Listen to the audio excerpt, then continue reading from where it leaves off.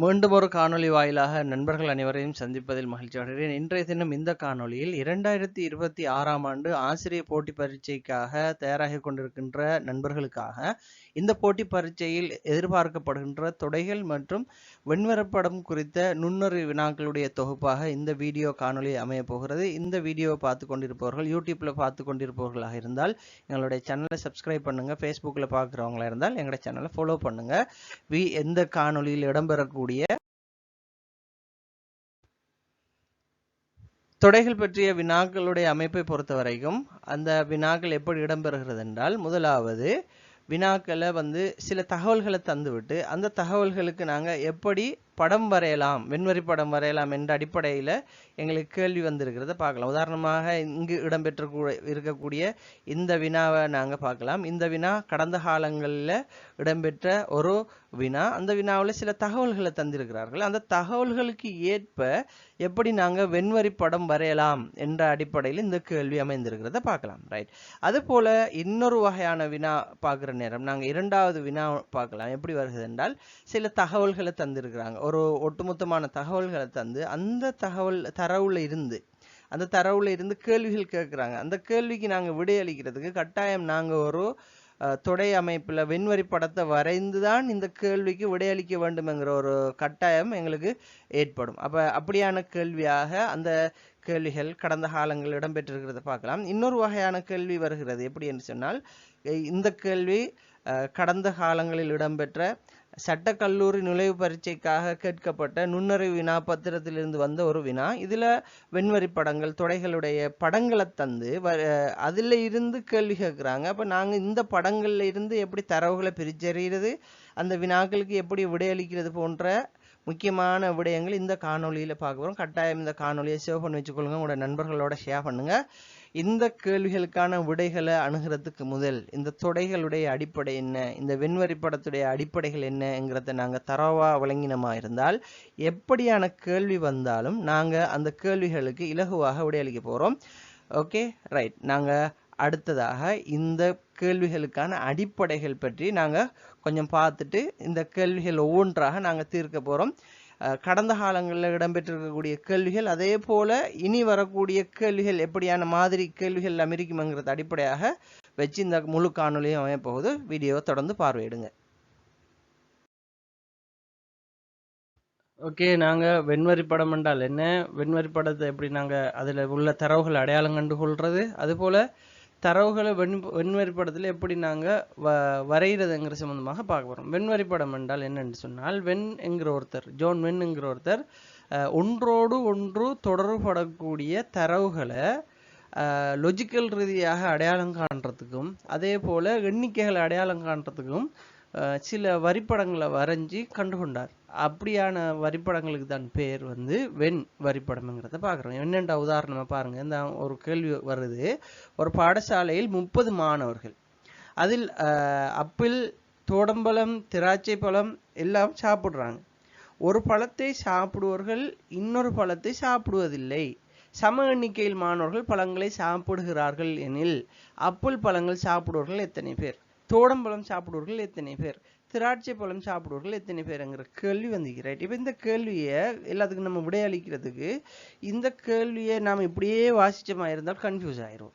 சரிதானே? அப்போ இதுக்கு நம்ம என்ன செய்யணும், ஒவ்வொன்றா தரம் பிரித்து தரவுகளை பிரிக்கணும். அப்போ எங்களுக்கு தரப்பட்டிருக்கிறது, தரவுகளை நம்ம அடையாளம் காணுவோம். 30 மாணவர்கள் என்றது தரவுல தரப்பட்டிருக்குது. அதில் அப்பிள் சாப்பிடுவர்கள் இருக்கிறார்கள். அப்போ ஒரு கூட்டம் அப்பிள் சாப்பிடுது. சரிதானே? அப்போ நம்ம என்ன செய்ய போகிறோம், அவங்கள அப்பிள் சாப்பிடுவர்கள் என்றதை அடையாளம் காண்றோம். ரைட். இப்போ நான் ஏன் 10 போட்டேன், நான் எப்படி அந்த 10க்கு முடிவு வந்தேன் என்றா இங்கே சொல்லப்பட்டிருக்குது சம எண்ணிக்கையில் சாப்பிடுகிறார்கள். அப்போ 3 பழம்தான், 30 பேர் சம எண்ணிக்கையில் சாப்பிட்ற கூட்டம் இருக்கிறேன். நான் அதிலிருந்து முடிவுக்கு வரலாம். என்ன சாப்பிட்றார்கள், அப்பிள் பழத்தை 10 பேர், தோடம்பழத்தை 10 பேர், சரிதானே? அதே போல் திராட்சை பழத்தை 10 பேர் சாப்பிட்றாங்க என்ற முடிவுக்கு வரலாம். இது இந்த வெண்வரி படங்கள் அல்லது தொடைகள்ங்கிறதுல அடிப்படை. இது ஆரம்ப வகுப்புகளில் நம்ம படிச்சிருக்கோம். ரைட். இதை வச்சு எப்படி நாம் ஆசிரியர் தேர்வு பரீட்சையில் விடையளிக்க போகிறோம், எப்படி இது தொடர்படுதுண்டா எங்களுக்கு இவ்வளோ இலகுவாக கேள்வி வராது. எங்களுக்கு வரப்போகிற கேள்வி எப்படி வருமெண்டா இப்படி கேட்பாங்க. திராட்சை பழங்கள் சாப்பிடுபவர்கள் அப்புள் பழம் சாப்பிடுவதில்லை என்ற ஒரு தொடர்பை சொல்ல போறாங்க, தரப்போறாங்க. திராட்சை சாப்பிடுவர்கள் அப்புள் பழம் சாப்பிடுவதில்லை, அப்புள் பழம் சாப்பிடுவர்கள் தோடம்பழம் சாப்பிடுவதில்லை என்ற ஒவ்வொரு இதுக்கு தரவுக்கும் இடையில உள்ள தொடர்புகளை சொல்ல போறாங்க. எப்படி சொல்றாங்க? அப்புள் சாப்பிடுவர்கள் திராட்சை சாப்பிடுவதில்லை ஒரு தரவு. ரெண்டாவது தரவு சொல்றாங்க அப்புள் சாப்பிடுபவர் தோடம்பழம் சாப்பிடுவதில்லை, இது ஒரு தரவு. திரும்ப சொல்றாங்க தோடம்பழம் சாப்பிடுபவர் திராட்சை பழம் சாப்பிடுவதில்லை என்ற ஒரு தரவு தாராங்க. இப்ப தந்து போட்டு இதுல கேள்வி எப்படி வருமாண்டா, இந்த 3 கூற்றுல எது உண்மை? மூன்றும் உண்மையா, மூன்றும் சரியா, அல்லது 2 சரியான்ற மாதிரி லொஜிக்கலான கேள்வி வரும். அப்ப அதை நாம விளங்குறதுக்கு இந்த வெண்வரி படங்களை வரைஞ்சி எப்படி நாங்க தரவுகளை தனி எடுக்கிறன்றதை நாங்க அறிஞ்சு கொண்டமா இருந்தால் அந்த கேள்விகளை இலகுவா நம்ம விடையளிக்கலாம். இப்ப நாங்க அந்த கேள்வியை பத்தி இதுல பார்க்க போறோம்ல, இதுல பேசிக்ஸ் சொல்லும் போது நான் சொல்றேன் எப்படி அங்க வருதுன்றது. இப்ப நாங்க இதுல காண போறதெல்லாம் உண்டே உண்டு தான். என்னன்னு சொன்னா இந்த வரிப்படங்கள்ல இருந்து நாம தரவுகளை எப்படி வெளியே எடுக்க போறோம்ன்றது தான். சரிதானே? அப்ப எங்களுக்கு இங்க 30 மாணவர்கள் என்று தந்திருக்குது.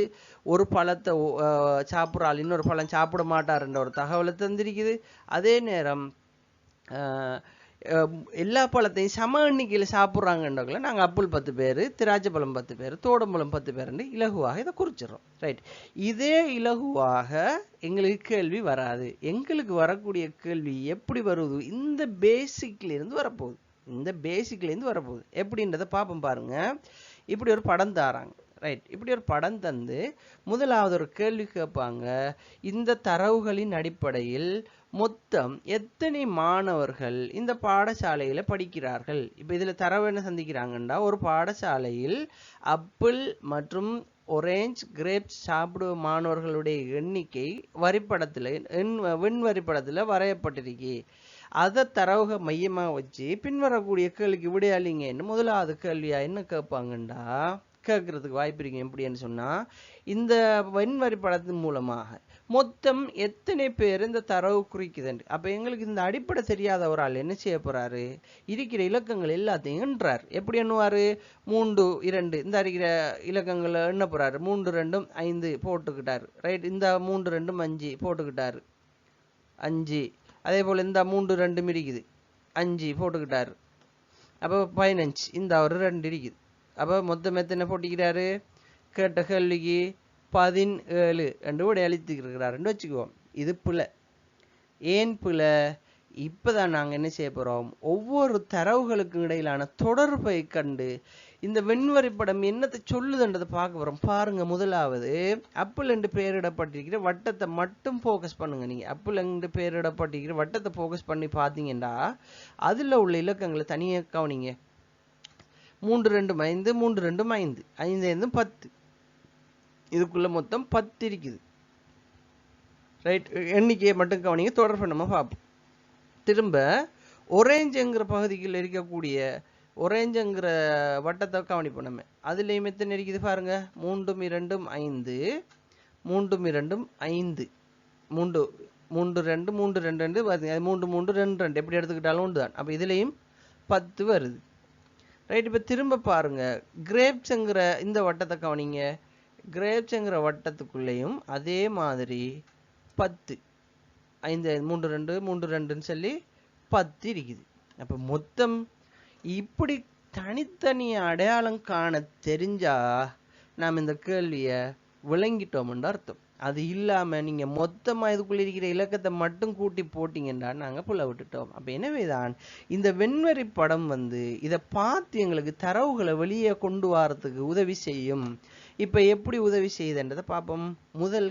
முதலாவது மொத்தம் கேட்டா அப்படி விடை அளிப்போம் நாம கண்டுட்டோம். இப்ப கேட்பாங்க திராட்சை பழத்தையும் அதே போல தோடம்பழத்தையும் சாப்பிடுவர்கள் எத்தனை? தோடம்பழ வட்டம் இந்த அருகி. இது தோடம்பழத்துல வட்டம், இது தோடம்பழ வட்டம். ரைட். இந்த அருகி கீழே இருக்கிறது திராட்சை பழத்துல வட்டம். இந்த 2 வட்டத்தையும் சேர்க்கிற இடம் எங்க இருக்கு?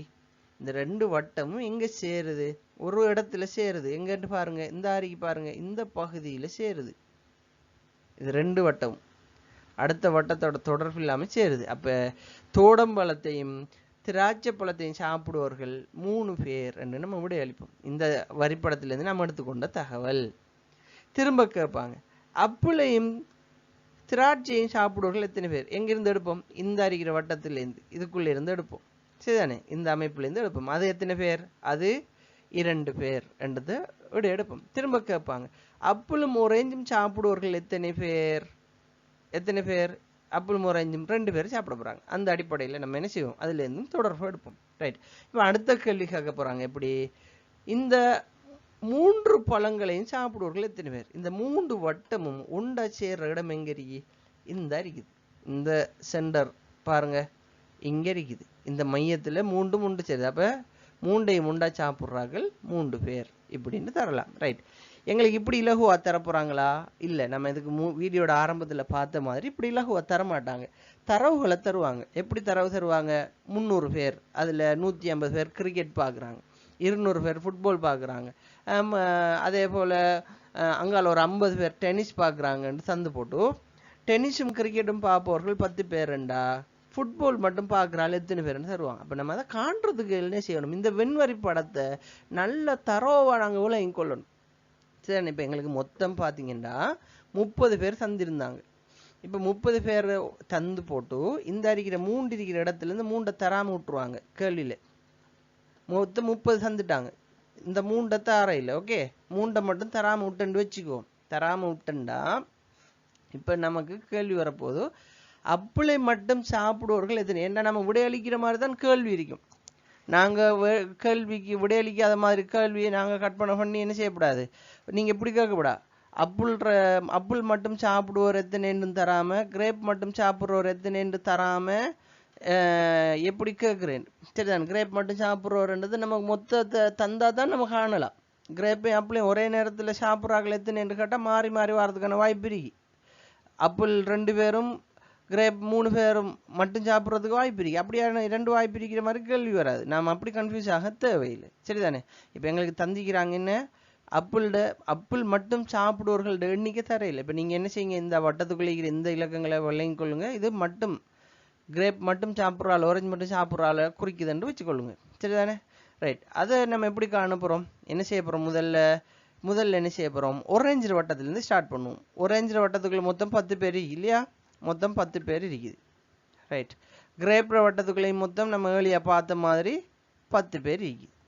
10 10 எத்தனை? 20. ரைட். இந்த வட்டத்துக்குள்ளே பாருங்கள், இந்த 3 விட்டு பாருங்கள் எத்தனை? 3 2 5, 5 2 7. அப்போ இந்த அப்புளோட வட்டத்தில் 7 இருக்குது. 7 இருந்தால் மொத்தம் எத்தனை? எங்களுக்கு 30. அப்போ இதில் எண்ணி நாம் கூட்டி எடுக்கும்போது வந்திருக்கிற விட எத்தனை? 10 10 20 27. அப்போ 30லேருந்து 27 கழிச்சமாக இருந்தால் வரப்போகிற விட 3. எனவே நாங்கள் இதில் சொல்லுவோம், அப்புள் சாப்பிடுவர்கள், அப்புளை மட்டும் சாப்பிடுவர்கள் 3 பேர். இப்படியும் கேள்வி வருது. ரைட். அப்படி இல்லாமல் இப்படியும் கேள்வி வருது. என்ன? இந்த எண்ணிக்கை தராம இந்த இடத்துக்குள்ள என்ன செய்யறாங்கன்னா எண்ணிக்கையை போடுறாங்க. இந்த வட்டங்களுக்கு மட்டும் எண்ணிக்கை போடக்குள்ள இது ஒரேஞ்ச மட்டும் சாப்பிட்றார்கள் நாம எடுத்துக்கிறையா, அல்லது மொத்தமாக ஒரேஞ்ச் சாப்பிடுவர்கள் எத்தனை என்று எடுத்துக்கிறையாண்டா, அதை நம்ம அடையாளம் காண்றதுக்கு ஒரு முக்கியமான ஒரு கீ இருக்குது. என்ன? இந்த தரப்பட்டிருக்கிற 3 அப்புளுடைய அடுத்த எண்ணிக்கைகளுக்கு குறைவாக இருந்தால் அதை நம்ம என்ன விளங்கிக் கொள்ளணும்? இவங்களை கழிச்சு வரக்கூடிய 3 இது. எனவே இது அப்புளை மட்டும் சாப்பிடுவோர் என்று எடுத்துக்கொள்ளணும். இந்த 3 5ஓட குறையா கூடையா?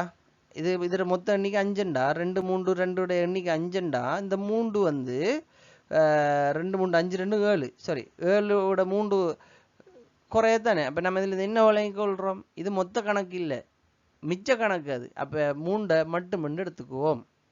சரிதானே? ரைட். அப்படி இல்லாமல் இதில் ஒரு 10 என்று போட்டிக்கிறாங்கன்னு வைங்க. இந்த 3க்கு பதிலாக 10 என்று போட்டா 10 என்று போட்டா நாம் இதில் என்ன வழங்கணும்? 10 தரப்பட்டிக்குது. இந்த 3 நீங்கள் விடுங்க, இந்த 3 விட்டுருங்க. 10 என்று போடப்பட்டிக்குது இவ்விடத்தை. அதே போல் இவ்விடத்தையும் 10 போடப்பட்டிருக்கு, இவ்விடத்தையும் 10 போடப்பட்டிருக்கு. அப்போ நாம் இதை அப்புள் சாப்பிடுவர்கள் அப்புளை மட்டும் சாப்பிடுவர்கள் 10 எடுக்கிறையா இல்ல அப்புள் சாப்பிடுவர்கள் 10 எடுக்கிறையா என்று கேட்டா நான் இங்க என்ன செய்வோம், இந்த அப்புளுடைய வட்டத்தில் இருக்கிற இந்த இலக்கங்களை பார்ப்போம். இதுல மொத்தம் 7 தான் இருக்கு. 7 என்பது 10க்கு குறைவாக இருக்கு. எனவே இதுல இருந்து நாங்க ஒரு முடிவுக்கு வருவோம். இப்படி தரப்படுற நேரம் இது அப்புளை மொத்தமாக சாப்பிடுவர்களோட எண்ணிக்கையை சொல்லுது என்ற முடிவுக்கு வருவோம். சரிதானே? அப்ப இப்படி முடிவுக்கு வரும் பொழுது நாங்க என்ன செய்யலாம், இந்த தரவுகளை வச்சு கேட்கப்படுற கேள்விகளுக்கு விடையளிக்கலாம். அப்ப இது எண்ணிக்கைகள் கேட்க கேள்வியா இருந்தா நாங்க இந்த மாதிரி விடையளிப்போம். இது இல்லாம எண்ணிக்கை இல்லாம இந்த கேள்வியில இந்த மாதிரி வரிப்படங்களை வச்சு லொஜிக்கலா கேள்வி கேட்பாங்க. அது நம்ம லொஜிக்கல் செக்ஷன் வரும்போது என்ன செய்வோம், அதை கிளியரா பார்ப்போம். இப்போ உங்களுக்கு நான் இந்த பகுதியை உங்களுக்கு விளங்கிருக்குன்னு நினைக்கிறேன். நான் திரும்ப ஒரு அந்த வரிப்படத்தை விளக்கப்படுத்துறேன். இந்த வரிப்படம் அப்புளுக்கும் ஒரேஞ்சுக்கும் இடையிலான தொடர்பை காட்டுது, ஒரேஞ்சுக்கும் கிரேப்புக்கும் இடையிலான தொடர்பை காட்டுது, கிரேப்புக்கும் அப்பிளுக்கும் இடையிலான மும்முனை தொடர்பை காட்டுது. இந்த மூணும் சாப்பிடுவர்களை பத்தி சொல்லுது. அப்புளையும் ஒரேஞ்சையும் சாப்பிடுவர்களை பத்தி சொல்லுது, ஒரேஞ்சையும் கிரேப்பையும் சாப்பிடுவர்களை பத்தி சொல்லுது. அதே நேரம் கிரேப்பையும் அப்புளையும் சாப்பிடுவர்களை பத்தி சொல்லுது. ரைட்? இது போக அது அந்த ஒவ்வொரு பழத்தை மட்டும் சாப்பிடுவர்களை பத்தியும் பேசுது இந்த வரிப்படம். அப்ப இதுக்குள்ள எப்படி கேள்வி வந்தாலும் அங்க விடையளிக்கலாம். Okay, right. அப்ப இந்த அடிப்படைகள் இது இவ்வளவுதான். இதுல வரக்கூடிய வினாக்களை தரவுகள் தந்தா நாம எப்படி குறிக்கலாம், அல்லது வித்தியாசமான உருவங்கள் வந்தா எப்படி குறிக்கலாம்ங்கிறதையும் நாம் என்ன செய்ய போறோம். இதுல ஃபுல் கிளியரா இந்த வீடியோவில் இதுக்கு பிறகு வெண்வரிப்படம், அதே போல தொடைகள் சம்பந்தமா வாரது, தொடைகளை வச்சு கூற்றுகளுக்கு நாங்க வெண்வரிப்படத்தை வரைஞ்சு முடிவுகளுக்கு வாரது என்று என்ன கேள்வி வந்தாலும் நாங்க என்ன செய்ய போறோம், கிளியர் கட் அண்ட் கிளியரா விடையளிக்க போறோம். இது 1ஆம் ஆண்டு 2ஆம் ஆண்டுல படிச்சு தந்தது. இதே ஏன் திரும்ப வீடியோ போட்டிக்கிங்கன்னு ஸ்கிப் பண்ணிட்டு போயிடாதீங்க. ஏனண்டா பரிச்சை மண்டபத்துக்குள்ள இருக்கிற நேரம் இந்த அடிப்படைகள் உங்களுக்கு விளங்காம விட்டால் கட்டாயம் அந்த கேள்வி கூட அளிக்கவே மாட்டோம். ஏன்னா லொஜிக் அப்படித்தான், தர்க்கம் அப்படித்தான் இருக்கும். பாக்குறதுக்கு லேசி மாதிரி, யாராவது விளங்கப்படுத்தும் போது லேசி மாதிரி தெரியும். நம்ம அதை கண்டுக்காம விட்டோம்டா எக்ஸாம் வரும்போது நம்ம என்ன செஞ்சுக்குவோம், அதுல உண்மையிலே புல விட்டுருவோம். ஏனண்டா இது தனி ஒரு மார்க்ஸுக்காக வரப்போற கேள்வி இல்லை, இது கிட்டத்தட்ட 10 மார்க்ஸுக்கு வரப்போற கேள்வி. சரிதானே? 5 கேள்வியிலே 10 மார்க்ஸ் வரப்போகுது. அப்ப நாங்க என்ன செய்ய போறோம், அதுக்கு முழுமையாக விடையளிச்ச மாதிரி இருந்தால் முழுமையான புள்ளியை பெற்றுக்கொள்ளக்கூடிய மாதிரி இருக்கும். தொடர்ந்து வீடியோ பாருங்க, ஸ்கிப் பண்ணிடாதீங்க. அடுத்த விஷயத்துக்குள்ள போவோம். ஓகே, நாங்க இந்த வினாவை ஒரு மாதிரி வினா நாங்க இது வரைக்கும் படிச்சது வச்சு ஒரு மாதிரி வினா ஒன்று பார்ப்போம். தரப்பட்டிருக்கிற மாதிரி வினா என்னென்றால், ஒரு விளையாட்டு கழகத்துல உள்ள 100 பேருக்கிட்ட இருந்து விளையாட்டுக்கு பத்தி தரவு எடுக்கிறாங்க. கேள்வி எல்லாம் இப்படித்தான் வருது. ஆசிரியர் போட்டு பரிச்சை அறிக்கட்டும், மற்ற என்ன நுண்ணறி போட்டு பரிச்சையில் இதே மெத்தட்ல தான் தரவுகள் வருது. இதை எப்படி நாங்க வெண்வரி படத்துல வரையிறேன்னு பார்ப்போம். ரைட்? அதுக்கு நாங்க சில தகவல்கள் எடுத்துக்கொள்ளணும். முதலாவது, இதுல எத்தனை தரவு எங்களுக்கு தேவைப்படும்ன்றதை பார்ப்போம். இதுல சொல்லப்பட்டிருக்குது கிரிக்கெட், உதைபந்தாட்டம், அதுபோல கரப்பந்தாட்டம், 3 தான் வந்திருக்குது. திரும்ப கிரிக்கெட், உதைபந்தாட்டம், கரப்பந்தாட்டம் என்று வாரதுனால நாம 3 வட்டம் தான் கீற போறோம்ன்றதுல ஃபிக்ஸ் ஆகிட்டோம். அப்ப நாங்க கீற போறது 3 வட்டம். ரெண்டாவது, அந்த வட்டங்களுக்கு இடையிலான தொடர்பு, தனித்தனி வட்டம் கீற போறோமா இல்ல 2 வட்டம் உண்டா இல்ல 3ஐயும் கீற போறோமான்றதை எப்படி பாக்குறேன்டா, இங்க பாத்தீங்கன்னா கிரிக்கெட்டுக்கும் உதைபந்தாட்டத்துக்கும் தொடர்பு இருக்கி. கிரிக்கெட் மற்றும் உதைபந்தாட்டம் விளையாடுகிறார்கள். அப்ப கிரிக்கெட்டுக்கும் உதைபந்தாட்டத்துக்கும் தொடர்பு இருக்கி. திரும்ப உதைபந்தாட்டத்துக்கும் கரப்பந்தாட்டத்துக்கும் தொடர்பு இருக்கி. உதைபந்தாட்டத்துக்கும் கரப்பந்தாட்டத்துக்கும் தொடர்பு இருக்கி. திரும்ப கிரிக்கெட்டுக்கும் கரப்பந்தாட்டத்துக்கும் தொடர்பு இருக்கி. அப்ப 3க்கும் ஒன்றோட தொடர்பு வருது. சரிதானே? இப்ப நீங்க கிரிக்கெட் எடுத்துக்கொள்ளுங்க. இப்படி தரவு வந்தா வட்டத்தை எப்படி கீற போறோம்ன்றதை கவனிச்சு கொள்ளுங்க. கிரிக்கெட்டுக்கும் உதைபந்தாட்டத்துக்கும் தொடர்பு இருக்கி. உதைபந்தாட்டத்துக்கும் கரப்பந்தாட்டத்துக்கும் தொடர்பு இருக்கி. திரும்ப கரப்பந்தாட்டத்துக்கும் கிரிக்கெட்டுக்கும் தொடர்பு இருக்கி. அது 2 விளையாடுறாங்க. அப்ப இப்படி வரும்போது நாம என்ன செய்யணும், இதுல 3 பேரும் தொடர்பு வர்றதை பாக்குறோம். ஒருத்தர் உதைபந்தாட்டம் ஒரு ஆள், சரிதானே, கரப்பந்தாட்டம் ஒரு ஆள், 3 பேரும் தொடர்பு வர்றாங்க. எப்படி தொடர்பு வர்றாங்க, அதே ஒழுங்குல தொடர்பு வர்றாங்க. பார்த்து பாருங்க, கிரிக்கெட், கரப்பந்து, உதைபந்து மாறி மாறி ஆளோட ஆள் தொடர்பு வர்றாங்க. எனவே 3 பேரும் தொடர்பு வர்றதை பார்க்கலாம். இது ஒரு வகையில நம்ம கண்டுபிடிக்கலாம். அல்லது இந்த மாதிரி ஒரு தகவல் எங்களுக்கு இதுல கண்டுபிடிக்கல, வளங்கல, கஷ்டமா இருக்குண்டா இப்படி ஒரு தரவு வந்தா 3 விளையாட்டையும் விளையாடுகின்றனர் என்ற ஒரு கீ தந்தா அதிலிருந்து நீங்க என்ன விளங்கிக் கொள்ளலாம்? இந்த 3 விளையாட்டுகளும் தொடர்பு படுது, ஒன்றோட ஒன்று மும்முனையில இது தொடர்படுது என்றதை வச்சு நான் என்ன செய்யலாம்? அந்த வட்டங்களை வரையலாம். சரி, இப்போ எப்படி வட்டம் வரைய போறோம்ன்றதை பார்த்துட்டோம். இப்போ 3க்கும் தொடர்புள்ள வட்டத்தை பார்த்துட்டு இப்போ ஒவ்வொரு தரவுகளாக குறிச்சு வருவோம். 45 பேர் கிரிக்கெட் விளையாடுறாங்களாம். கிரிக்கெட், அதுபோல உதைப்பந்து, கரப்பந்து குறிச்சிட்டோம். திரும்ப அதில் 45 பேர் கிரிக்கெட். ரைட், இதில் பாருங்க, இதில் இன்னொரு விஷயம் இருக்குது. என்னன்னு சொன்னால், இதில் கிரிக்கெட் விளையாடுறார்கள் 45 பேர் என்ற தகவலை தந்திக்கிறாங்க. சரிதானே? ரைட். இந்த 3ம் விளையாடுறார்கள் 5 சந்திக்கிறாங்கல்ல.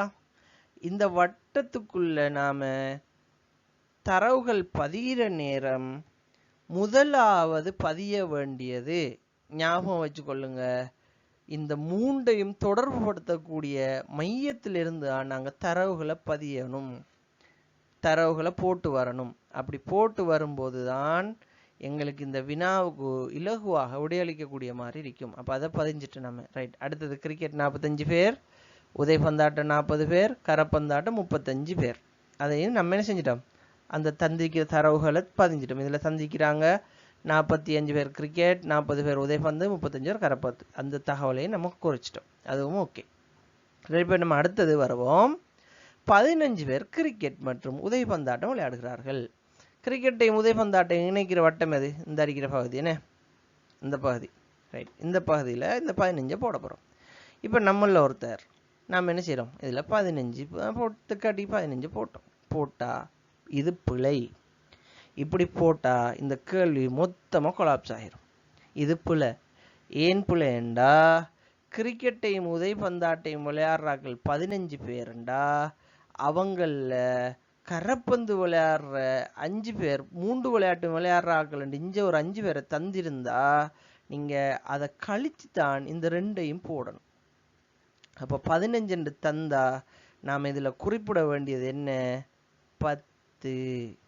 ஏன் 10 நாம் இதில் குறிப்பிட போகிறோம்? ஏனெண்டா கிரிக்கெட்டும் கரப்பந்தும் விளையாடுறாக்கள், அந்த கரப்பந்து விளையாடுறாக்கள்ல உதைபந்து விளையாடுற இந்த 3ஐயும் சேர்த்து விளையாடுற ஒரு 5 பேர் இருக்கக்குள்ள கிரிக்கெட்டையும் உதைபந்தையும் போடும்போது அவங்கள நம்ம தனியத்தான் போடணும். அப்போ கிரிக்கெட்டும் இங்கே பாருங்க, உதைப்பந்தாட்டம் 15 பேர் விளையாடுறாங்கண்டா அவங்கள அப்படியே போடுறல்ல, 3ம் தந்திருந்தா அந்த 5 கழிச்சு தான் நம்ம போடணும். 3 தரவு தந்திருந்தா அந்த 3 தரவு எதை குறிக்குதோ, 3 பேர் விளையாடுற எண்ணிக்கை எதை குறிக்குதோ அதை கழிச்சு தான் நம்ம போட போகிறோம்.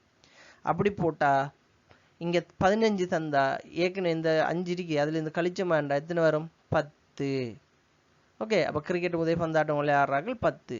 அடுத்த இடம் கரப்பந்தும் உதைப்பந்தும் விளையாடுறார்கள் இந்த இடம். அப்போ இதில் எத்தனை வரப்போகுதுன்றதை பாருங்கள். அதில் நாம் எத்தனை பேர் சந்திக்கிறாங்க? உதைப்பந்தும் கரப்பந்தும் 10 பேர் சந்திக்கிறாங்க. அப்போ நம்ம எத்தனை போடுவோம்? 5 போடுவோம்.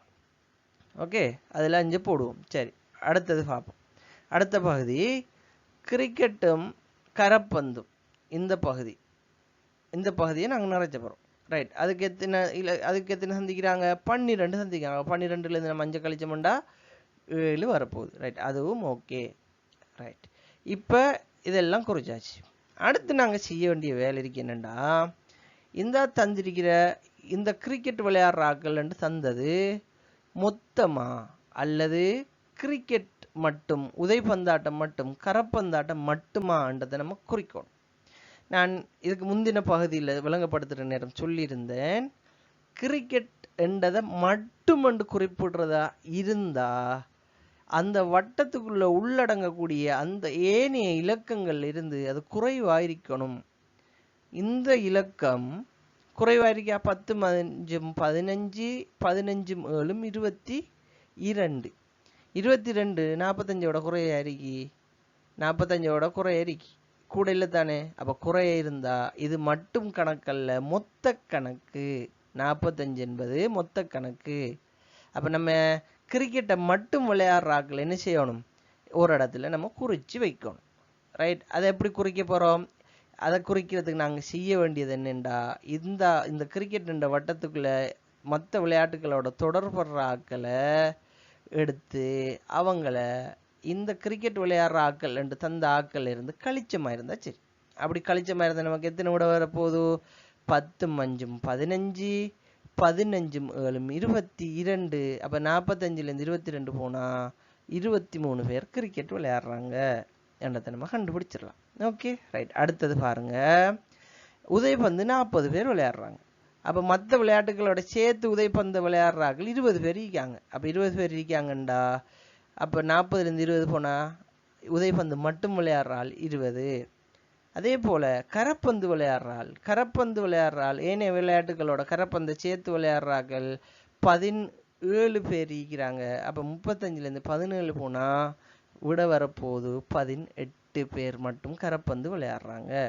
சரி, இப்போ இதை வச்சு நம்ம என்ன செய்ய போகிறோம், ஒவ்வொரு வினாவுக்கும் எப்படி விடை அளிக்கிறேன்றதை பார்க்க போகிறோம். இப்போ நம்ம தரவுகளை மிக இலகுவாக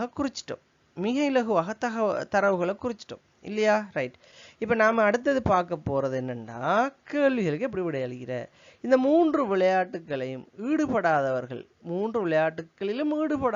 யார் என்று கேட்டால் நாம் என்ன செய்யணும், இந்த 3 விளையாட்டுகளிலும் ஈடுபடுறார்கள் எத்தனை பேர் இருக்காங்க அப்படின்டா, ஏதாவது ஒன்றை விளையாடுறார்கள் எத்தனை பேர் இருக்காங்க என்றா நம்ம என்ன செய்யணும், இந்த மொத்தமாக தந்தாங்களே 45 40 35 இது மொத்தமாக தந்தது இவங்களை நீங்கள் என்ன செய்யுங்க, இந்த ஸ்டெப் நீங்கள் இவங்களை கணக்கெடுக்காதீங்க.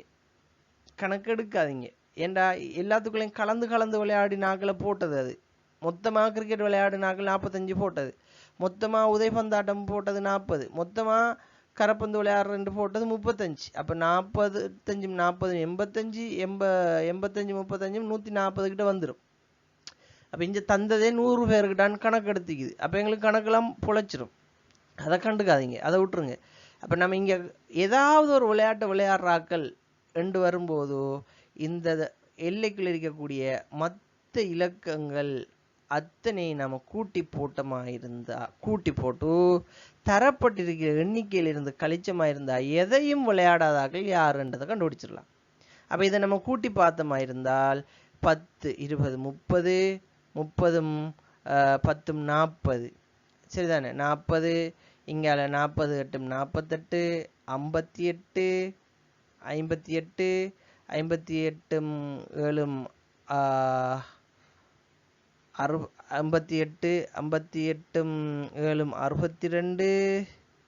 62 82 85 நம்ம கூட்டுற சரியா கூட்டுறோன்னா சரி, திரும்ப ஒருக்கா கூட்டி பார்ப்போம். இதில் 40 10 20 30 30 10 40 50 50 50 65 65 3 68 68 2 88. இந்த மொத்தம் இருக்கிற எல்லாத்தையும் கூட்டினமா இருந்தால் 88. நீங்கள் வேண்டாம் கூட்டி பாருங்கள், சரியா இருக்கும். 88 சரியா இருக்கும். சரி ரைட், 88. அப்போ மொத்தம் இதில் ஏதாவது ஒரு விளையாட்டு விளையாடுறாக்கள் 88 பேர் இருக்காங்கண்டா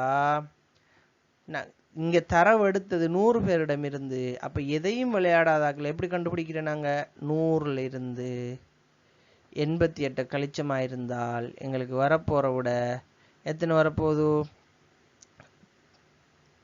12. சரியா? அப்போ ஏதாவது ஒரு விளையாட்டு விளையாடுறாக்கள் 88 பேர், எதையும் விளையாடாதாக்கள் 12 பேருங்கிறது தான் இந்த கேள்விக்கான விட. இதை நாங்கள் இலகுவாக செய்யலாம். Okay right. அடுத்த கேள்வியை பார்ப்போம்.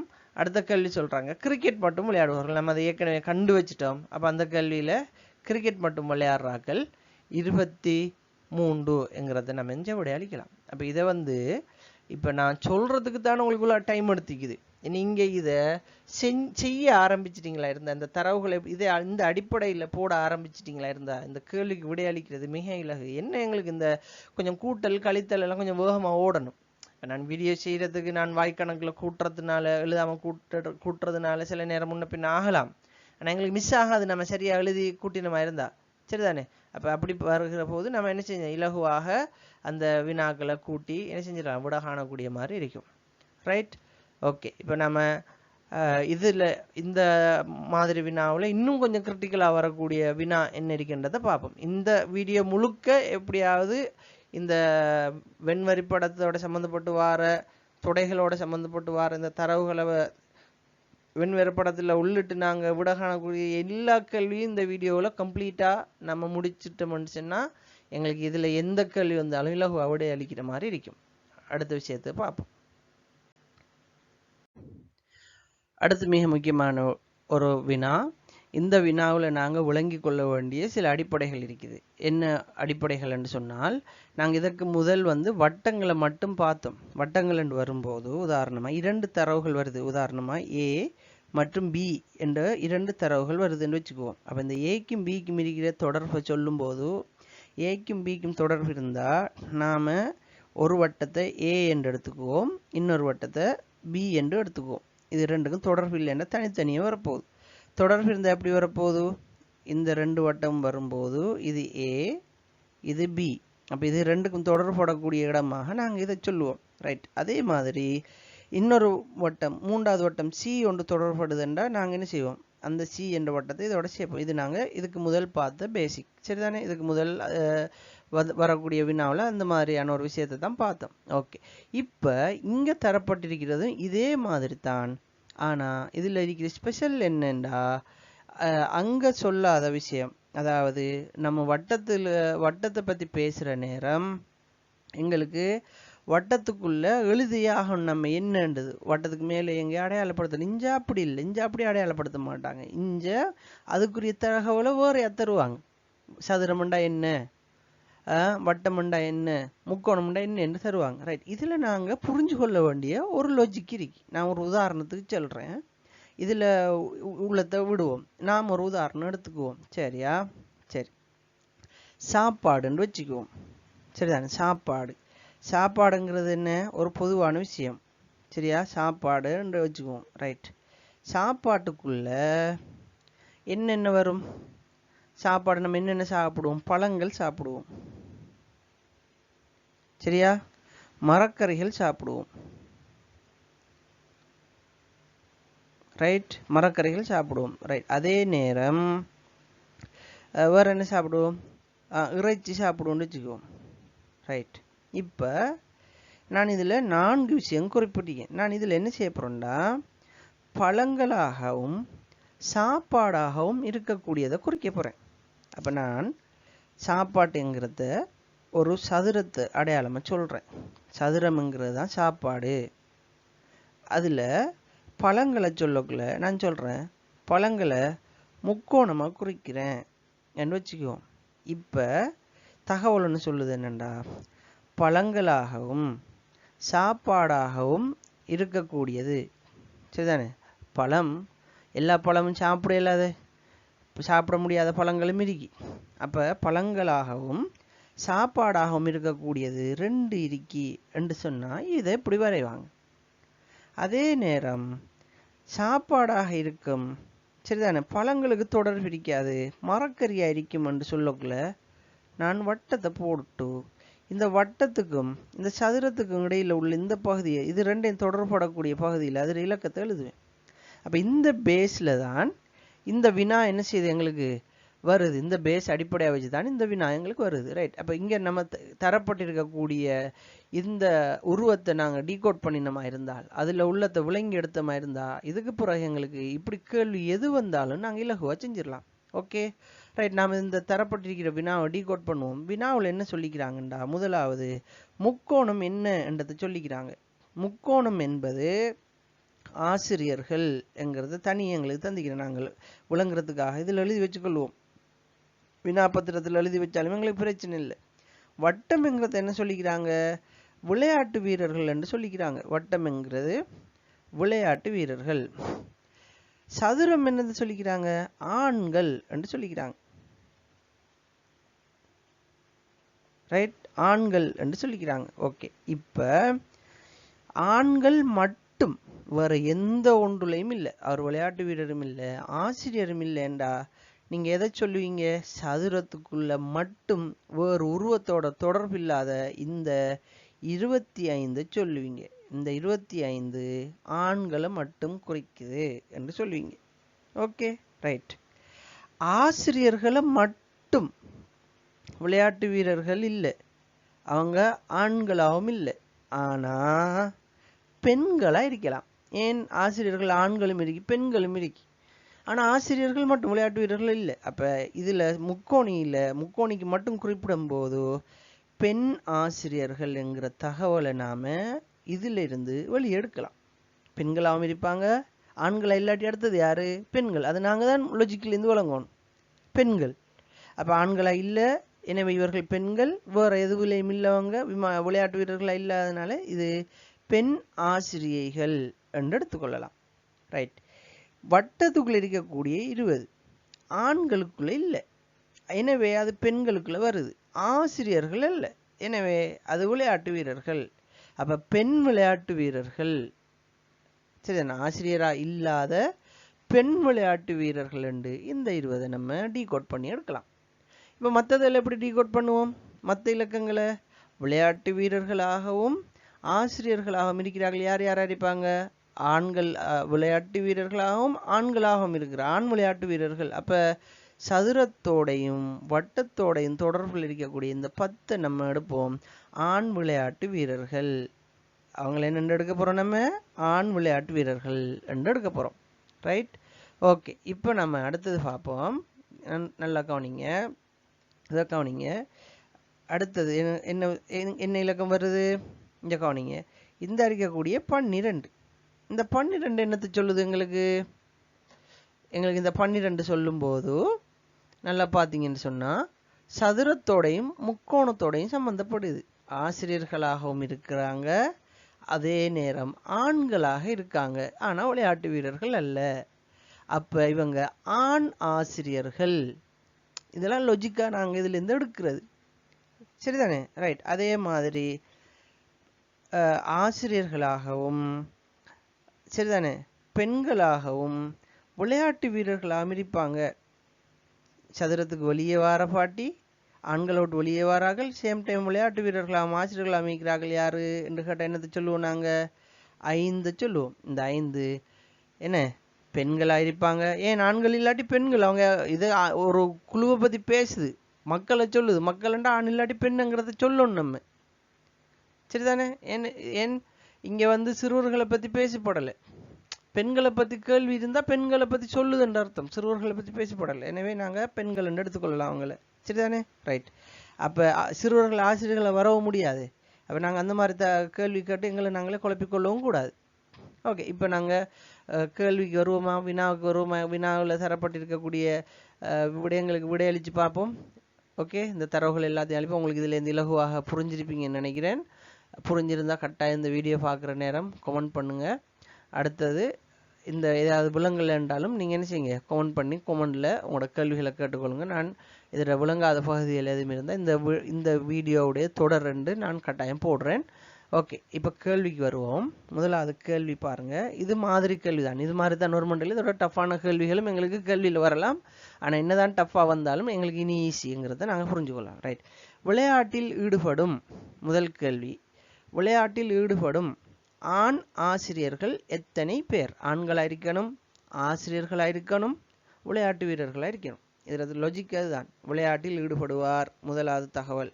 நாங்கள் விளங்கிக்கொள்ள வேண்டிய முதலாவது தகவல், விளையாட்டில் ஈடுபடுவார், ஆணாக இருப்பார், ஆசிரியராகவும் இருப்பார். அப்போ 3 தரவுகளுக்கும் பொதுவாக வரக்கூடிய ஆள் யார் இருக்கிறாரு? 8. அப்போ எத்தனை பேர்? 8 பேர்ங்கிறத அதிலிருந்து குறிச்சு கொள்ளலாம். ரைட். ஆசிரியராக இல்லாத விளையாட்டு வீரர்கள். ஆசிரியர் இல்லை, ஆனால் விளையாட்டு வீரர்கள். சரிதானே? ரைட். அப்போ முக்கோணத்துக்குள்ளே மட்டும் வராது, முக்கோணத்துக்குள்ளே வந்துடப்படா, மற்ற 2குள்ளே வரலாண்டா யார் யார் இருக்காங்க பாருங்க. ஆசிரியராக இல்லாத விளையாட்டு வீரர்கள். அப்போ விளையாட்டு வீரர்களையும் வரணும். சரிதானே? ஆசிரியராக இல்லாத ஆக்கள் யார்? ஆணாம் வரலாம், பெண்ணாம் வரலான்றக்குள்ள சதுரத்துக்கு உள்ளிருக்காலையும் எடுப்போம், சதுரத்துக்கு வெளியிருக்காலையும் எடுப்போம். ஆனால் சேம் டைம் ஒரு வட்டத்துக்குள்ளே இருக்கணும் என்றக்குள்ள 10, 20, 30 பேர். அடுத்த கேள்வி, விளையாட்டில் ஈடுபடாத பெண் ஆசிரியர்கள். அப்போ ஆண்களாக இருக்கக்கூடாது, விளையாட்டிலையும் ஈடுபடக்கூடாது, பெண் ஆசிரியர்களாக இருக்கணும். எத்தனை பேர்? அப்போ ஆண்கள் இல்லாட்டி பெண்கள், சேம் டைம் முக்கோணத்துக்குள்ளே வாரதுனால ஆசிரியர்கள். எனவே பெண் ஆசிரியர்கள் 15 பேர். இது மிக மிக மிக இலகுவான ஒரு பகுதி. ஆனால் எங்கள் நிறைய பேருக்கு இதை பார்த்தோன்னே பயம். ஏன்னா அதில் அந்த வினாவுடைய அமைப்பு எங்களுக்கு பேசிக்ஸ் தெரியாட்டி நாங்கள் என்ன நினச்சிக்கோமண்டா, இந்த கேள்வி செய்ய கஷ்டம் என்னென்று தெரியாண்டு முடிவுக்கு வந்துடுவோம். இதுக்கு பிறகு உங்களுக்கு அந்த கஷ்டம் இருக்கக்கூடாது, மிக இலகுவாக இந்த கேள்விகளுக்கு நீங்கள் விடையளிக்கணும்.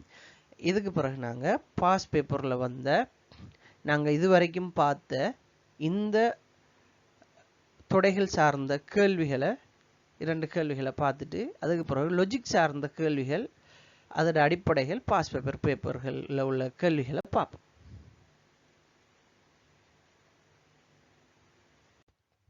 இங்கே வினாபத்திரம் ஒன்றில் வழங்கப்பட்டிருக்கின்ற வினா ஒன்றுக்கான விடைகளை செஞ்சு பார்ப்போம். நாங்கள் படித்த விஷயத்துக்குள்ள உள்ளடங்கக்கூடியது.